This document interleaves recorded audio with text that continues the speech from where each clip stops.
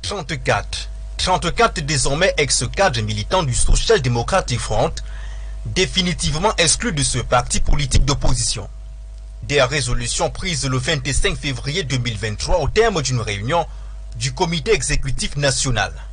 Le document est signé par le chairman en personne, mais pour les membres du G27, c'est un non-événement.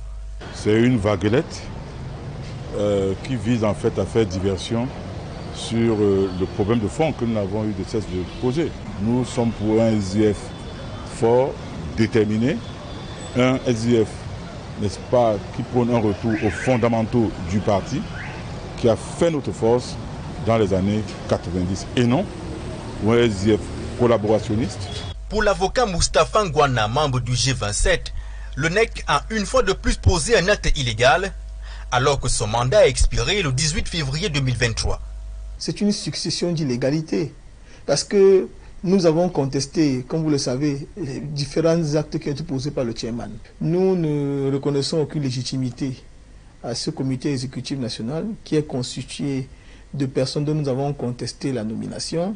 Il ne faut pas oublier que les pouvoirs du NEC sont arrivés à expiration le 18 février.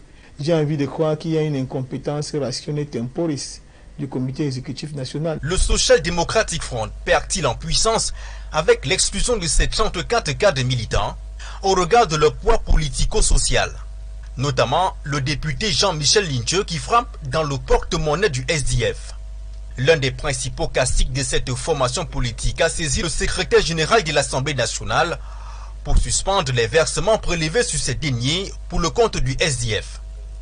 La bataille est loin d'être terminée, car la prochaine scène va se dérouler devant le tribunal de grande instance du Foundi à Yaoundé le 2 mars 2023.